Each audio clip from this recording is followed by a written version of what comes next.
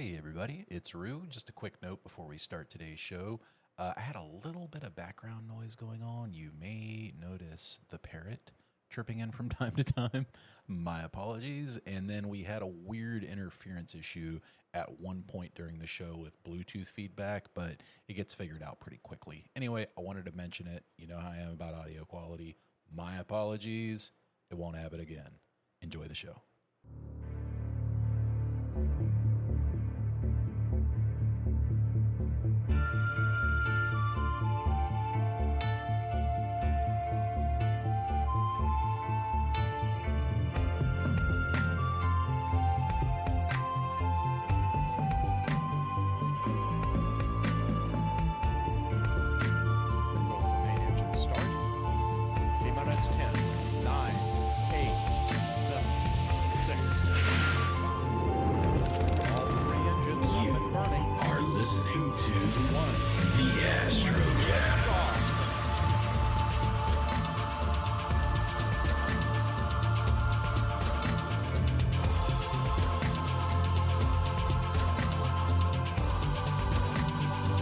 Welcome back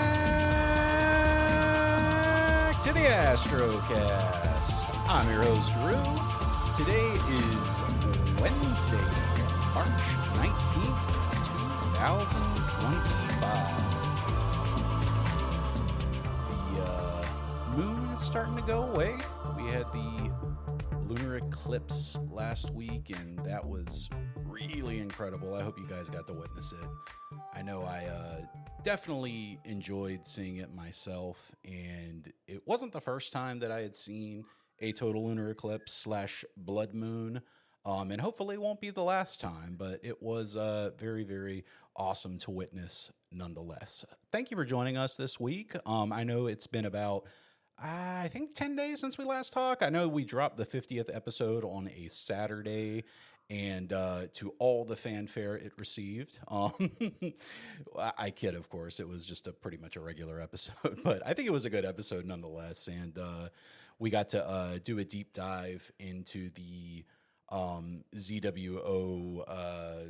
God, why is it escaping me? The ASI Air. We went in depth with how it works and the different features and the different modes and all that sort of good stuff. So if you haven't heard that episode yet, definitely go back and check that out. We are going to do a part 2 on the ASI Air deep dive, but I'm saving that for a little bit later just because I didn't want to exhaust you guys with too much, ASI stuff right in your face back to back, week after week. So what's new with me? What have I been up to? Well, let's see. I'm making progress on the pier, as much progress as can be made when it seems to rain every freaking weekend. I can't get outside and pour the concrete while it's raining. You need to have, at least 12 hours after you pour, from what I've read, before, any real rain comes down. And it just didn't end up working out. So last weekend I did go and get all the concrete that I needed. I got all that laid out, ready to rent a mixer. I'm ready to do everything. The hole's dug, everything's there. It's ready to go. I just need a sunny Sunday or Saturday to knock it out. And that is not going to be this weekend because I got a lot of family plans going on, unfortunately. Well, I'm not going to say unfortunately. I love hanging out with my family, but I won't be able to, work on the pier because I'm going to be kind of busy doing that stuff. So the first thing I wanted to talk with you guys about this week is unfortunately not a very happy topic to cover, but it is one that I'm starting to look into and ask a few questions among the different companies that are out there. I did a few searches, Reddit, Google News, etc., and did not find anyone talking about it yet. So we might be talking about it for the first time here on the Astrocast this week. But we've seen a very steep increase in prices for certain pieces of gear in the last couple of weeks. High Point Scientific and Agena Astro both have had very, very significant price hikes in the last few weeks. I would presume it's due to the tariffs that are ongoing in our political spectrum right now, which everyone knew was going to cause price increases, unfortunately. But, astrophotography is already a very expensive hobby. As we all know, if we've been in this hobby for a little while, we already spend, pun intended, an astronomical amount of money on some of this gear. Um, these price hikes are going to make a lot of these items just unreachable for so many people out there that are not lucky enough to have enough, disposable income to be able to, go out and buy an AM5 or, something along those lines. But I haven't gone through each and every item and, cataloged price increases or anything along those lines. What I have been doing is just kind of looking back through some historical data for certain really popular items and then kind of comparing the increase. And it seems to be lining up to dead on at 25%. So the AM5N, so, arguably, well, not arguably, it is the most popular mount in the world right now for, amateur astronomers. And it went from 1999 for just the head of the mount, no tripod, to $24.99. So a $500 price increase overnight for the AM5N, which is really a shame because, again, it was already $2,000 without a tripod. So it was already, a whole lot of money. And that's just the mount. So if, we continue to see increases like this across everything that gets made internationally, you won't have too many things that don't get impacted by this, I would imagine, because, the vast majority of gear that, consumers use as far as, ASI cameras and the like are all going to have a lot of their components manufactured in China. Now, I will say it does not appear that the cameras have been impacted yet by this. And I don't know specifically, actually, I'm going to email my rep at High Point Scientific and specifically ask them about the price increase and if we can expect it to hit, other areas as well. So that message is sent. So I will let you guys know as soon as I have an answer on that, hopefully before the end of the show. But if not, I will update you all accordingly, either next week or you can always check the Facebook page. I'll make a post there about it when I do get the answer. So really curious, though, if it will end up impacting everything. And it also kind of begs the question to me, are there any American-made astronomy companies out there that kind of, legitimately make everything in-house? I want to say the answer is probably no. Like, even if there are American assembly companies, I suppose you could say, I highly doubt that they're manufacturing everything in-house, lenses, molds, the tooling required for making things like telescopes. Those are trades that we unfortunately, don't have here in our country. And because we don't have them, there's a lot of things that just can't be made here, period. So anyway, one thing that I never, ever, ever go into on this podcast is politics, and that will not be any different today. But it is, big news for our corner of the world, and these price increases will likely impact pretty much all of us that are listening to the show. Another thing that worries me about it, kind of similar to what we saw with groceries, prices didn't come down once the supply chain was repaired. You know what I mean? And if you go and look up the like an interview with the CEO of Harris Teeter, for example, or Harris Teeter is a local grocery chain here in North Carolina and up and down the East Coast, more in the South though. But anyway, he was asked, post-pandemic, I think back in 2023, if I'm not mistaken, the article was written, how he, feels about pricing now that the supply chain is fixed and if we can expect better prices in the future. And he was quoted as saying, "We find that our customers are happy to pay a little bit more and we likely won't be making changes because of that. So take that for what you will, but it worries me because even if and when the tariffs go away, um, will they drop the price $500, or will they just be like, people are paying 2,500? We're still getting them wholesale for I don't know what number. I'm not even going to throw one out there. We might as well keep the extra $500, right? I mean, it wouldn't be a bad business move necessarily. I think it's going to require, if and when that day comes, one of the companies to step out and say we're going to go back to regular pricing. Um, but again, it's still really early in this, and it's all kind of unfolding. As soon as I have more information, obviously, I will let you guys know. So, how was the lunar eclipse for you guys? Was it nice? I definitely enjoyed it. Let's see, it started. I think it started around just before 1 a.m. here on the East Coast. And I went to sleep that night around 9:30, 10. I tried to get to bed early so I could sleep for a few hours, wake up, watch the eclipse for a few hours, and then go back to sleep. And I managed to accomplish that. I was a zombie amongst the living pretty much the entirety of the following day. Normally, if I've got an astronomical event that's going to, keep me up late at night, I tend to take the following day off. But unfortunately for me, my boss had already had dibs on that Friday, so that wasn't going to happen. The only thing that kind of stunk for me about the eclipse is all of my photos ended up terrible, and I mean terrible. I think looking back, I would have gotten my telescope out. I thought so let me back up. Last time I shot the total lunar eclipse back 3 years ago, I used, what camera did I use?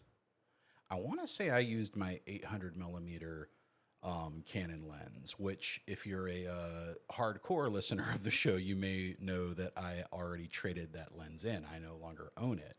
So initially, I thought to myself, I'll use my nice new 100 to 500 lens, and I'll use the R5 because it can do 8K video, and I will zoom it all the way into 500, and I figure 500 millimeters, that'll get the moon pretty big. No, no, it will not get the moon pretty big. It won't even fill up a eighth of the screen. I mean, it looked tiny on there with the full frame camera. So I did that for about the first hour before I was like, this isn't going to be good whenever we get to totality. So I went inside and I grabbed my R7, which is my APS-C camera, and I connected that to the 100 to 500. So essentially, I was getting a 1.6 crop factor. Crop factor refers to the difference between a full frame camera and a crop sensor camera, hence the name. And basically, it's just a smaller sensor. Essentially gives you what they call an effective focal length, which is longer. So it looks closer zoomed in, but in reality, you're just cropping out what would have been there in a full frame photo, if that makes sense. You can always Google full frame versus APS-C crop factor if you want to know more about that. But I grabbed my R7, figuring more effective focal reach, and it's also got excellent video capabilities, and I put that on the 100 to 500. It definitely filled the frame out a lot better, but the quality just wasn't great. I don't know if it was my focus that was off. I don't know if it's because I was talking most of the time while I was imaging, but I didn't really get great photos. And you know what? That's okay. They don't all have to be phenomenal sessions. I had a lot of fun during that lunar eclipse. We had a little impromptu star party on the members only Discord chat, which, if you're a member of our Patreon, which is patreon.com/the Astrocast, if you'd like to join.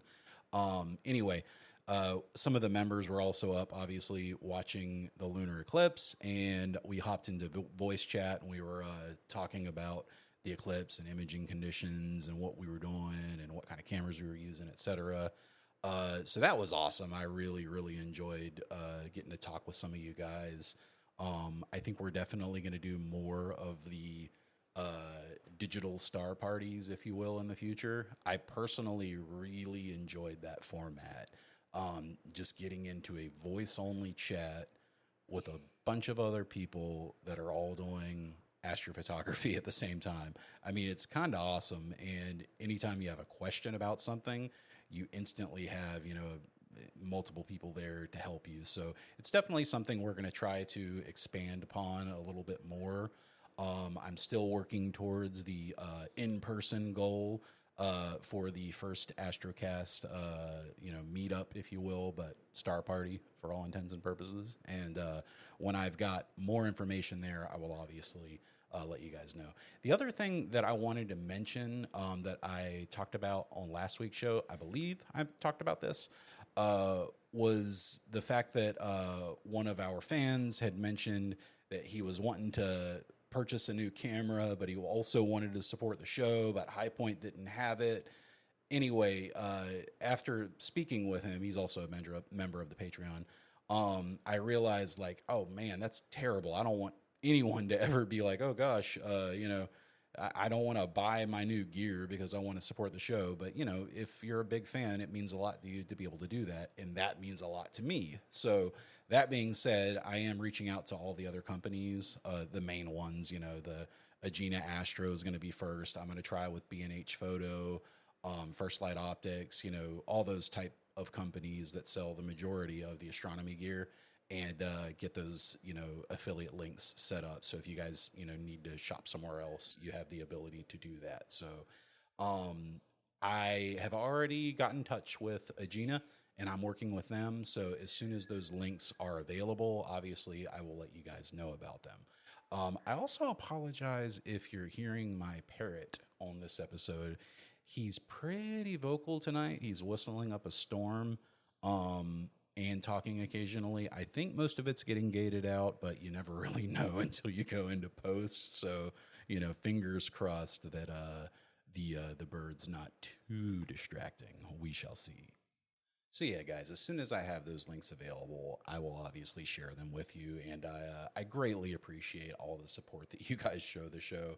It still blows me away that we've got, in just a little over a year, we've already grown to thousands of listeners. We've got lots of people in our Patreon and Discord chat. I love that Discord chat. I wish I could be in there all day long talking with people, but I'm so freaking busy with life all the time. It drives me nuts. I feel like first thing in the morning, I jump into the chat and catch up on all the last night's talk because a lot of times people will be up at 2, 3 o'clock in the morning imaging, and so they'll talk back and forth about what's going on. Definitely want to silence your notifications for that if you're sleeping. But anyway, it's fun to catch up on it the next morning and then, answer questions and give feedback and that sort of stuff. It's really a cool little community that we have built here at the Astrocast. And I think that might set us apart a little bit from some of the other astronomy outlets that you could go to. I really do feel like we have a very, very good sense of community with the show. And all I can do is just thank you guys, the listeners, for making that a reality. So with all that being said, I sat back and thought to myself, I guess a little over a month ago now, what can I do to maybe give back just a little bit more to you guys and interact with you guys more to help really build our community out over the next year. And there are a lot of different things that we're going to be doing, but I think one of the biggest things, even though it's a little thing, is going to be what we are just about to announce, actually. You know what? I got a better idea. How about this?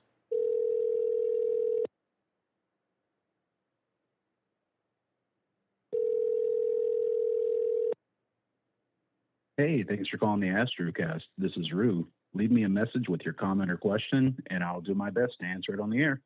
Thanks, and clear skies. Beep. Hey, congratulations, Rue, on 50 episodes of the Astrocast. Let the questions begin.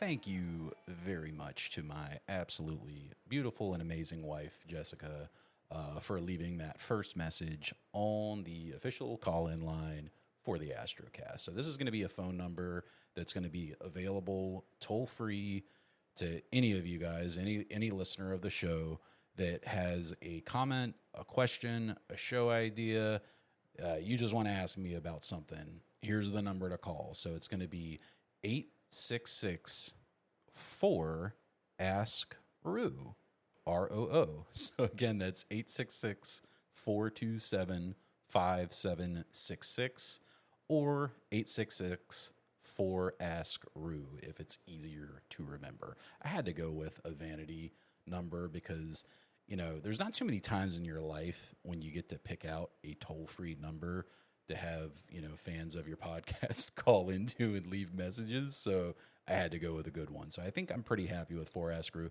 There wasn't any way to fit anything even resembling Astrocast because you only get like 7 numbers that you can really choose from. So I suppose if I would have made the 6 a number, not worth doing, but toll free. So anywhere in the world where you are, which is a big point to make because some of the free options only included a local number. So I did go with one of the paid options for the voicemail service, but I think ultimately it's going to provide a much, much better experience for us. Funny side story on this. I have got to put out a little bit of a public apology for some comments I made last week about a certain provider named, I think it's Voicemail Depot. Anyway, I kind of badmouthed them on the shows last week, telling you guys I was looking into setting up this, you know, new voicemail service, yada, yada, yada. I said they took my money and they never emailed me once. They never gave me the setup instructions, nothing. Now, I will say, in my defense, they could have maybe put like some kind of indicator after we were done, you know, doing business, you know, me giving them my card number, explaining to maybe check your spam folder. Because what ended up happening is they were sending me the instructions. They were getting my emails to them where I was complaining about not getting any instructions. And they responded to every one of those quite quickly. In fact, it was going to my spam folder, and it's so embarrassing because I'm an IT guy. You know, I manage a help desk for a living. So you'd think I would know to check my spam folder, but like in my defense, again, like that hasn't happened in like 5 years to me where something actually ended up in the spam folder that wasn't supposed to be there. It just never happens to me. So apologies to Voicemail Depot. Great service so far. I'm getting the messages. The phone number works. Can't really complain. That you get a WAV file emailed to you of the message. So more importantly, though, with that funny story aside, because I'm an idiot.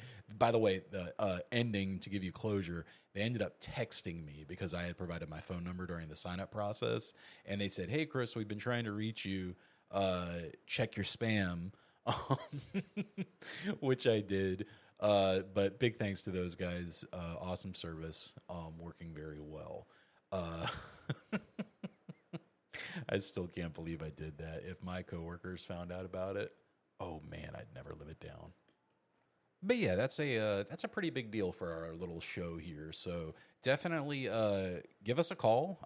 Leave any questions that you have about astrophotography. That would be great. You know, if you have a question about a filter or a specific mount, if you want an opinion on something, even though I might not own it, I can still, you know, look it up and give you my opinion.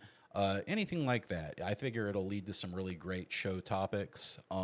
It'll give you guys a chance to give me direct feedback without having to, you know, necessarily join the Patreon. If you just want to, you know, give us a call and shout out, by all means do it. So that number, one last time, if you want to jot it down, it's 866-427-5766 or 866-4-ASK-ROO. So we're pretty deep. Well, I don't know about deep, but we're definitely into galaxy season as things stand right now.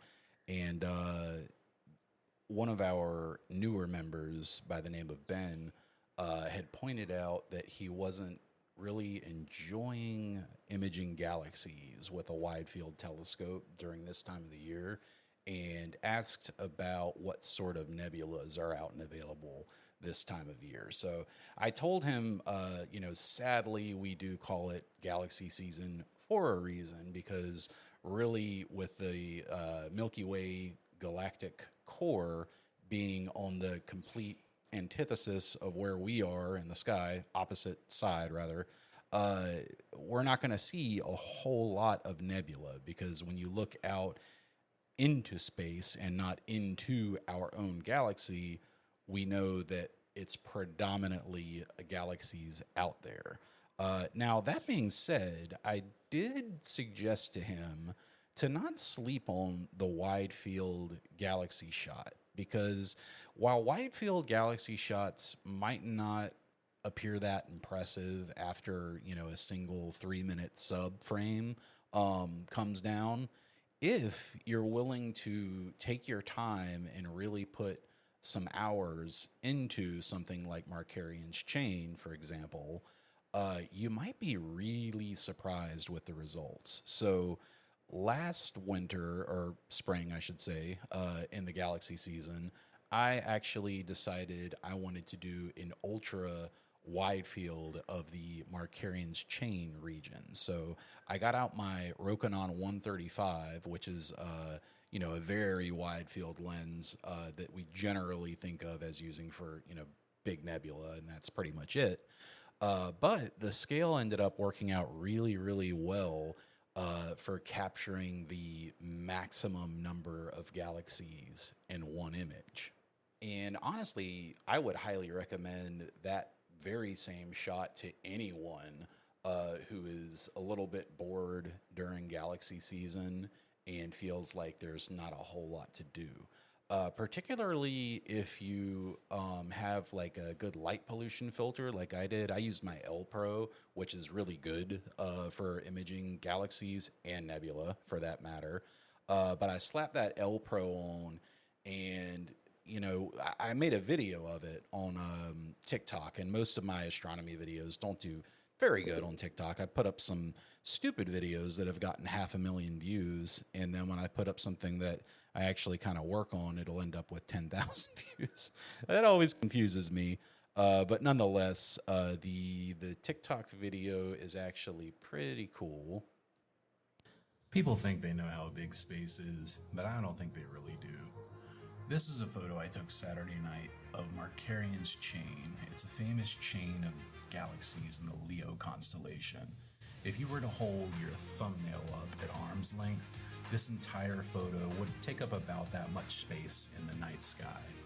Now, every single irregular smudge that you see on this photo is another galaxy, potentially containing up to 100 billion stars within it, like our own Milky Way galaxy, okay? Now consider that this is just your thumbnail at arm's length in the night sky. How many thumbnails would it take to fill the entire night sky in both the northern and southern hemisphere? Now, how many smudges are on this photo? Every single number that you see here is another galaxy. All of them. Thousands upon thousands upon thousands of galaxies in one tiny section of the sky, each containing up to 100 billion stars. Space is huge. So yeah, that was pretty cool. I definitely enjoyed making that video, and I checked back. It did 35,000 views, so that's pretty respectable for something that I actually tried on. But I wanted to share that with you guys. I will post a link to that video if you want to check it out for yourself, and just to inspire you a little bit to get out there and take some more galaxy type photos, because even if it's not Markarian's chain, if you pull up a planetarium app like Sky Safari, for example, I recently switched back to iPhone, and it's funny because I own Sky Safari Pro on both Android and iPhone, but on Android I have Sky Safari Pro 6.0, and for some reason on iPhone I've got 7.0. Guys, I'm sorry if you heard that weird noise that happened a few seconds ago. I'm not even sure what that was about. I think it might be because I'm connected Bluetooth, and the Bluetooth is interfering a little bit with the input, but nonetheless, Sky Safari Pro 7.0 or 6.0, depending on if you're Android or iPhone, is a great application to have. It's what I predominantly use when I'm actually out in the field. I love Stellarium, don't get me wrong. It's a phenomenal piece of software, but I say it's a phenomenal piece of software for the PC because it's not so great to use on the phone, in my opinion, but, your mileage may vary. Another thing, Venus is super low. Boy, oh boy, did she drop fast in the night sky. I mean, right now it's, let's see. Yeah, it is, let's see. Well, 20 degrees above the horizon. Boy, it doesn't look like 20 degrees looking on this map.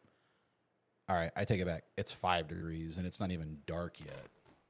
I think I might have just found the culprit that was causing that weird feedback. My apologies. I'll see what I can do in post, but I get the feeling it won't be much, and I don't want to record over and over and over again. So you guys just forgive me for a couple of little clippings or whatever that was. But yeah, Venus sitting quite low now, just 5 degrees above the horizon, and that's pretty much it. So she'll be out of sight before we know it, and we'll have to wait until she returns to the night sky. But getting back to using Sky Safari as a tool right now during galaxy season, what you can do, what I like to do anyway, is pull up Sky Safari and then go ahead and fast forward your time a couple hours ahead if you need to, but until Leo is, near the meridian or however high up you need Leo to be for you to get a good look at it. And then once you have Leo in your digital crosshairs, what you're going to do is just zoom in on Leo as far as you can. And what you'll notice as you start moving around is there's a lot of little oval shapes, and each one of those represents another galaxy.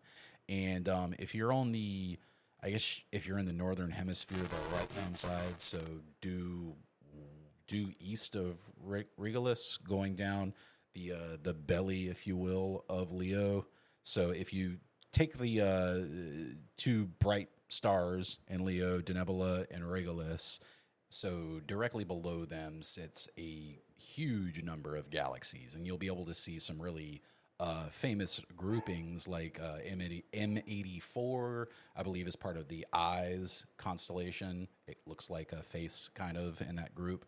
And then you also have the famous Leo triplet down below, which contains Messier 65, 66, and NGC 3628. So definitely some really cool sights to see in there. Personally, I would go for, if you can wait till a little bit later in the evening, if you go even further south, so directly below Denebula, so, might, depending on what your latitude is, you may or may not get a great view of this in the night. But if you go below Denebula, so south of Leo, and you're looking in Sky Safari, you will see just a countless number of galaxies in that region when you zoom in. And while a lot of them won't appear as prominently as something like the Leo triplet or the Eyes, being that big, what I found when I did my Leo galaxy image was that a lot of the small but not tiny small galaxies, like the ones that you could actually make the shape out of, after 4 hours of imaging, actual quality detail starts to become apparent. And I ended up with a few spiral galaxies that had crazy definition in them that weren't part of the chain or the Eyes or what have you. And that blew me away. So when you can pixel peep on an image of this scale that's that wide because it was taken with a Rokinon 135, and then just zoom all the way in and see all the individual galaxies, and they have actual detail, to me, that's every bit as cool as a phenomenal nebula photo, because what you can do then is take that same photo after you've finished imaging it, and you can resolve it in PixInsight. So take your fully completed image. So run it through PixInsight, put it in Lightroom afterwards if you want. That's what I do. And then bring it back into PixInsight, solve the image again, and then annotate it. So that way you can have two different versions of the image. You can have the annotated and the non-annotated. And then if you go into the annotation settings of PixInsight and dig around in there a little bit, what you'll find is you can really narrow it down to where it's only showing the galaxies that show up and not naming all of the stars. Because if you do stars and galaxies, you're going to end up with a very, very busy image. Don't get me wrong, it's already going to be very busy because of all the galaxies. In fact, if you just select the NGC catalog, it's pretty crazy the number of galaxies that show up just in the Markarian's chain area. But if you do select just the galactic catalogs and then re-annotate that image, you can select the colors. So like if you wanted it to, look really nice against the background, maybe you could go with like a kind of light purple, against the space sky background. That could make for a really awesome print. Like maybe have two photos framed, one on top, which is just the image, and then one right below, which is the annotated image. I personally think that would be incredible, and that's something I would be, very happy to hang on my wall. So, now that I'm sitting here talking about it, I've got that new quintuplet refractor, the Astrograph, the SQA55, which I love, by the way. That's probably going to be my my spring target. I'm going to go for that more southern area in Leo, down below Denebula, and see if I can create an image like that. If that area ends up not being as interesting as it looks on Sky Safari, because it definitely looks interesting on Sky Safari, I might move back to Markarian's chain, so I reserve the right to do that for the final image. Or the eyes, perhaps I could go to that, or not the eyes, rather, the eyes are in Markarian's chain, or Leo's triplet, I could go to that area. Heck, with that scope, I think it's like 260 something millimeters. I could probably get both of those areas in one shot, kind of think of it. I don't know though, we'll see. But there's an idea for you, and maybe that'll give you a different way about thinking about galaxy season. I will say this is not a time to mess with narrowband filters, dual narrowband that is, because galaxies are broadband targets, and you do not want to take away any of the wavelengths of light that you would take away when doing something like dual narrowband. So only getting the hydrogen and the oxygen signal back is not going to be good for trying to capture galaxies. Now, that being said, you can use a light pollution filter absolutely during galaxy season. My favorite is the L Pro, as everybody knows, and it works great for galaxy season. So I put that on my 294 MC Pro, and I'm off to the races. So definitely think about doing that. And if you guys end up with cool images, please, hashtag the Astrocast. I really appreciate when you guys do that. I do check them out, and I try to comment on every one of them. Or, feel free to email me, ruastrocast@gmail.com, and I would love to see your images. So definitely think about it. Just an idea for galaxy season, since we're pretty deep into it. I've been thinking about the pier top plate adapter for my pier that I'm building. So I watched a lot of videos on how to build a good pier, and I took what I liked from many of them and left out what I didn't. Ultimately, I think I'm going to have a pretty solid design. I'm doing an 8-inch pier.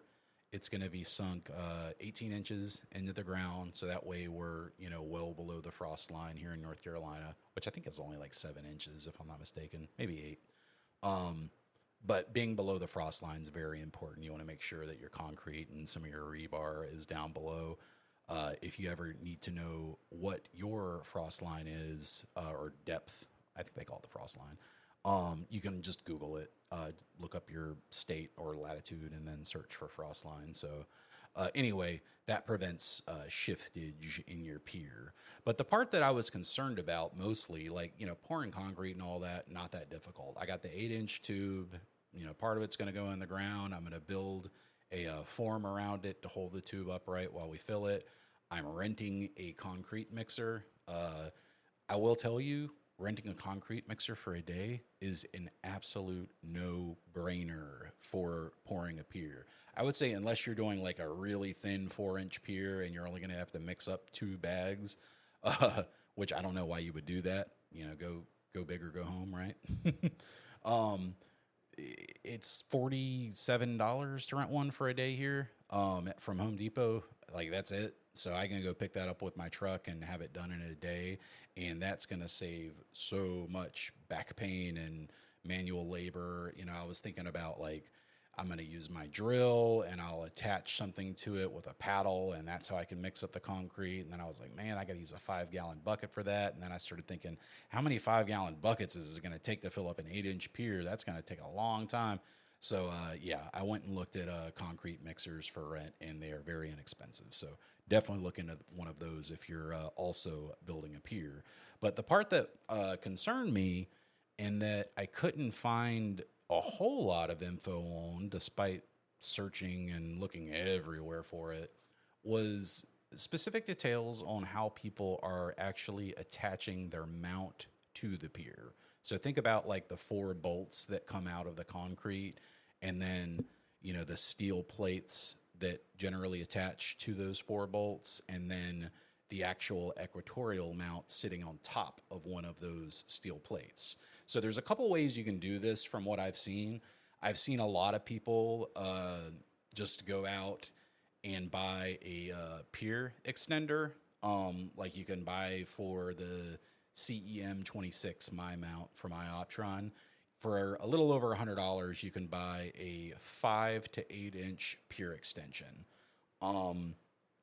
which isn't awful, but $100 is not a little amount of money. I mean, it's not even remotely surprising considering it's astrophotography gear. But I did think, like, why spend $100? I'm not even spending $100 on everything else combined. So why spend $100 on that?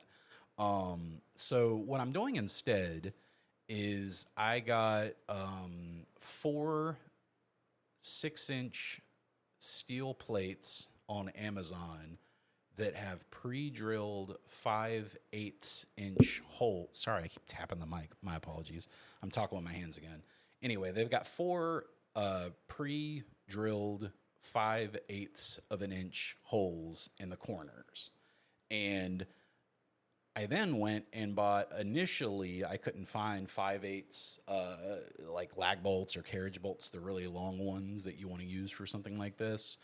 And I couldn't find the 5/8, so I ended up getting a size smaller. And I said to myself, well, I'm going to put washers and nuts on. I'll tighten it down. It'll be all right. But I didn't feel great about it. So I ended up going to another hardware store, Lowe's actually, the day after I had gone to Home Depot. And I found they actually had the big bolt, the 5/8, and they were 12 inches long. So plenty long, plenty thick. And I was good to go. So I grabbed those, and I grabbed 16 nuts, 16 locking washers. I got 4 of the regular washers. And the reason I got 16 is because you figure when you're attaching it to the top of the pier, you've got 4 really long lag bolts that are going to go in. Physically, you're going to put them into the concrete. So they're sitting, inside the concrete. So when it dries, your bolts are stuck. That's what you want. You want them to be coming out straight, and then you want a very level steel plate above, because that gives you a surface with which you can attach your equatorial mount to. Does that make sense? I hope you're following. If not, you can look up some images, but there won't be great images because no one took any. So anyway, the plan is to have 2 of those plates. And the reason I want to do 2 is because if I just did 1 plate, I would have to tap and drill it for just 1 mount.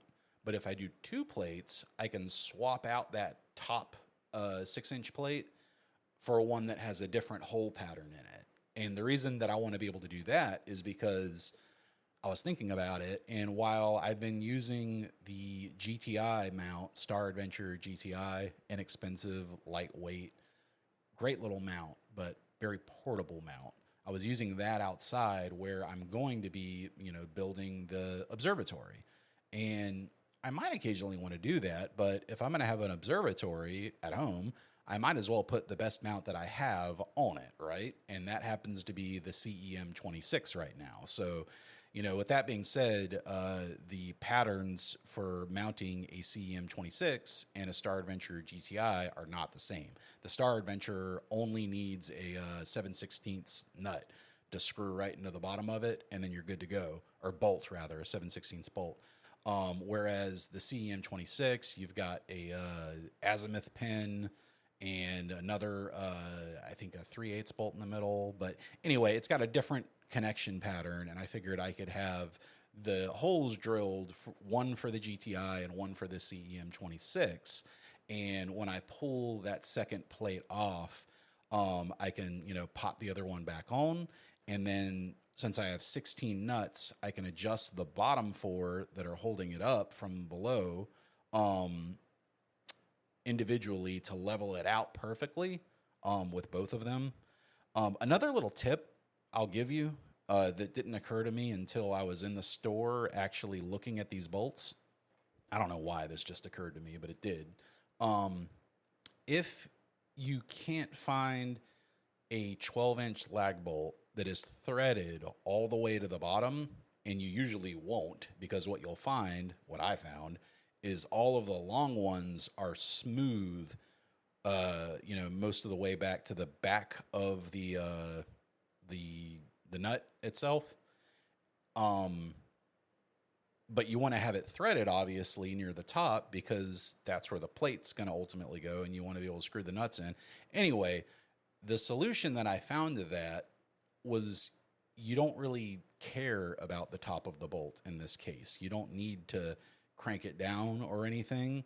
So what I'm going to do is I'm literally going to flip them upside down whenever I put them into concrete. So the head of the bolt will be going into the concrete, but at the top, I will have all threaded bolts that I can put nuts right onto. So that way I can, screw the nuts down until they're at the appropriate height that I want on all 4 of the bolts, and then place the plate on top, level it, and then put 4 more nuts on to hold it in place, and then rinse and repeat about, 2 inches away from that plate, however far I need to be able to get another nut underneath the second plate to attach the mount. So if you look up a couple of photos, I'll try to link one in the show notes explaining what I'm talking about. And obviously, I'm going to have a lot of photos. I might even do a tutorial video. I don't know. I'm still thinking about that, but I'll definitely have photos of the complete project, and I will also put together a parts list for any of you guys who are thinking about building your own pier, and you're doing it like me, where you've never really messed with concrete before. Well, I guess I've sunk in a couple of posts in concrete in my life, so it's not like I've never mixed concrete or anything. But I'm a fairly handy guy, but this is a pretty big undertaking for me and what I generally handle, around household stuff. But anyway, if you're interested in doing one too, as soon as I'm done with it, I'm going to put together the parts list, and I'll put together a rough guide and all that sort of good stuff, so you can build your own when you're ready to. So now that the planetary parade and the lunar eclipse are over, I started thinking about what's next, on the astronomical calendar. And my brain was wandering a little bit, and I thought back to May of last year when we had that incredible aurora breakout. And then I started thinking, we haven't really had too many phenomenal aurora outbreaks since then. And I know the kind we had on May 10th, 24 is a, once in a lifetime type situation. But I do wonder if we're on the tail end of solar maximum now. I've seen, and this is just anecdotal, I've seen 2 or 3 people mention now that we may be past the peak of solar maximum. But, that's not necessarily true yet. They won't know until probably years from now. I don't know, though. I'm not a solar scientist, so I couldn't tell you. But I can tell you that we do have some other stuff to look forward to this year, even if it's not quite as exciting as, total eclipses and planet parades and all that kind of good stuff. But we've got some meteor showers coming up later in the spring. I know that the Lyrids take place in late April, and then the Eta Aquarids come out a few weeks after that. They're pretty close back to back, those two. I looked up the Lyrids. They will be peaking the 21st of April into the morning hours of the 22nd. And it looks like that's only a few days away from new moon. So new moon will be on April 27th that month. So that one might end up being one of the better ones, even though they say 20 meteors per hour. You just never know with meteor showers. You can have an outbreak. It doesn't happen often, but it does happen. So, anytime one's going on, if it's clear out, I tend to go outside for an hour at least and look up. But yeah, we definitely have that to look forward to.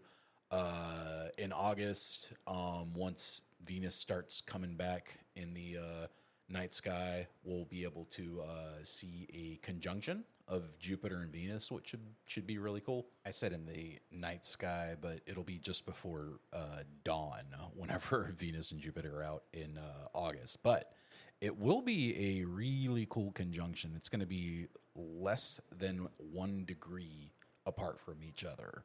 So, if you've got a wide field telescope, you should be able to capture them. See, I was just checking in Stellarium, and yeah, you definitely can get both planets together on that morning with just a regular, nebula-sized telescope, if you will. So, looking at my two setups that I would, most likely use for this, it would either be the 294 MC Pro along with the SV Bony 80 millimeter doublet.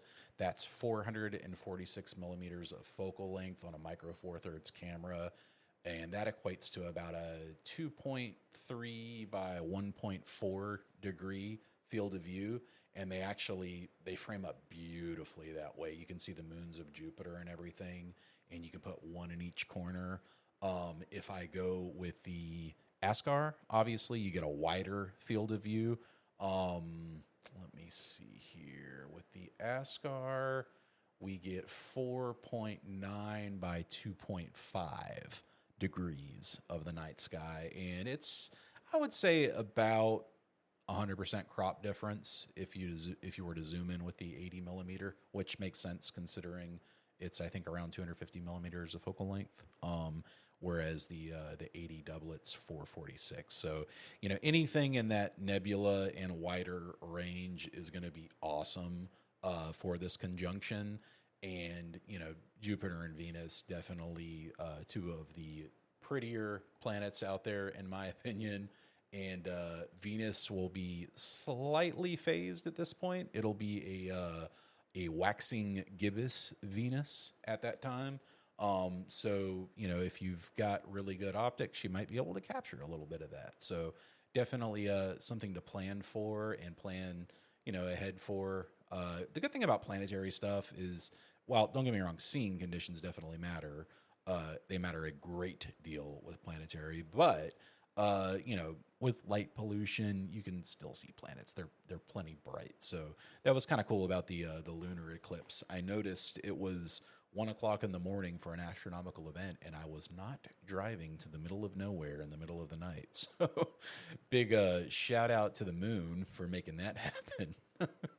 You really don't got to worry about light pollution when it's a full moon, let me tell you. So anyway, guys, thank you so much for tuning in and chatting with me this week. I want to take a moment to thank the sponsors of the show, Dark Dragons Astronomy. They do excellent work with all things observatory. So if you have questions about automating your observatory, plans for roll-off roof, no matter how small or big, and I mean real big, that project is, Dark Dragons is definitely the group you should talk to, or the team you should talk to, I should say. So Jeff and Rick are both very good friends of the show, and honestly, I'd recommend Dark Dragons whether they were sponsoring the show or not. In fact, I did recommend them for quite a while on the show before they officially became sponsors. So definitely speak highly of their work because it's excellent work. So if you want to check them out, I will have the link to their website in the show notes.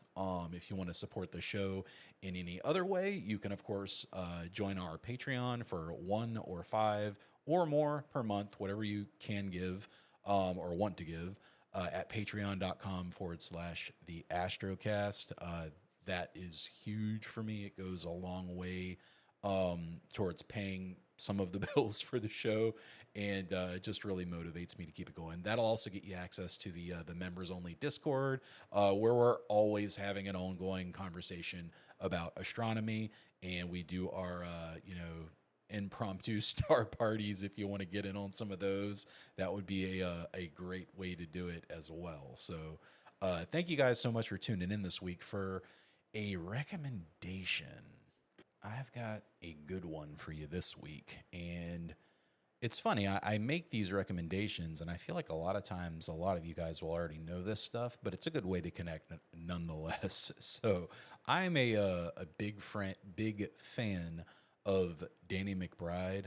If you're a longtime listener of the show, I may have mentioned that before, but just his comedy in general, I think he's hilarious. I know he's a little bit of a polarizing figure. It's kind of like a love it or hate him thing. My brother is not a fan of Danny McBride because he feels like his energy is too negative, but if you've watched enough of his work, you know that his roles are a little bit more deeper and nuanced than they initially appear to be.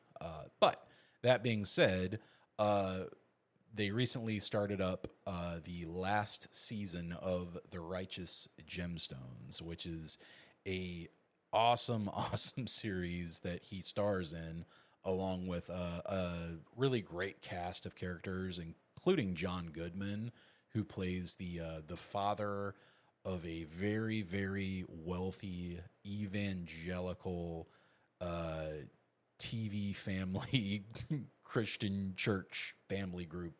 Anyway, I can very much relate with it, having grown up in the South and being around televangelists. I know how that is, and it's so on the nose. It's utterly hilarious. I will say, if you're a deeply religious person, this probably isn't the show for you. But if you can see past that and appreciate the humor for what it is, I think you will absolutely love it. It's very funny. It's probably not a show to watch with the kids. Wouldn't recommend that. Definitely got some TV MA moments for sure. But it's the final season.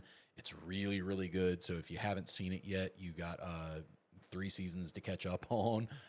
There's a lot of really great guest stars. A lot of the cast, you'll be like, oh, I know that person. Oh, I know that person. So just an awesome series. And in the background, we're also watching Vice Principals. That's another one of his comedy series that I had not seen before. So HBO has actually made all of Danny McBride's shows. So he's actually got a really interesting backstory. He's from the North Carolina area. All right. I got that backwards. He didn't grow up in North Carolina, but he did go to college in North Carolina. He actually grew up down in Georgia. So he's got that I-85 connection thing going on that everyone from ATL and Charlotte knows about. So yeah, he studied film at the University of North Carolina in Winston-Salem, and that's actually where he met some of his future collaborators like Jody Hill and David Green. And he actually moved out to LA after graduating to pursue his career. And what's crazy is the way that he broke through was a film that he made using just a single handheld video recorder, or video camera rather, in 2006, and it's called The Foot Fist Way. And it's a movie about like I'm a super badass karate instructor who teaches little kids and maybe takes it way too seriously. It was really funny, and you can see a lot of kind of like the origin story of his comedy during that film. And it actually got seen by people like Will Ferrell and Adam McKay, and they actually decided to put him in as a guest spot in Pineapple Express after that. And then he appeared in Tropic Thunder. He finally got his own show in 2009, Eastbound and Down, which is probably my all-time favorite show of his. I love The Righteous Gemstones, but Eastbound and Down is just, it's so good. And that show takes place in North Carolina. Well, a lot of it does anyway. Some of it takes place in Mexico too. And then obviously This Is the End came out, and he played himself in that. That's a phenomenal movie. If you've never seen it, it's about the end of the world. The rapture happens, and him and a bunch of his friends get left behind. He plays. He's so funny in that movie. I love it. After that, Vice Principals came out, which is the other show that we're watching. It's only got 2 seasons, but it has Walton Goggins in it, who's famous for playing Baby Billy in The Righteous Gemstones. And if you've been watching the newest season of The White Lotus, he plays the angry, brooding older boyfriend of the cute English girl. I don't know any other names, but we're watching it, and we're caught up. So you'll recognize a lot of the faces. They tend to stick together, this group of people, and they've been working with HBO throughout their entire career. So definitely recommend that.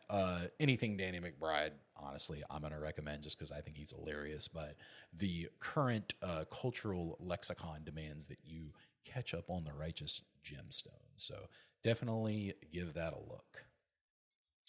All right, guys, I think that is going to just about do it for us this week. I greatly appreciate you spending an hour with me and catching up on all things Astro. We will have part 2 of the ASI Air episode coming out soon, so definitely keep your ears. I was trying to say eyes peeled, but I said ears peeled. I don't know what happened there. Keep your mind open for that one because it's coming soon, man. But anyway, thanks for tuning in. I am your host, Rue. You have been listening to the Astrocast. And as always, clear skies.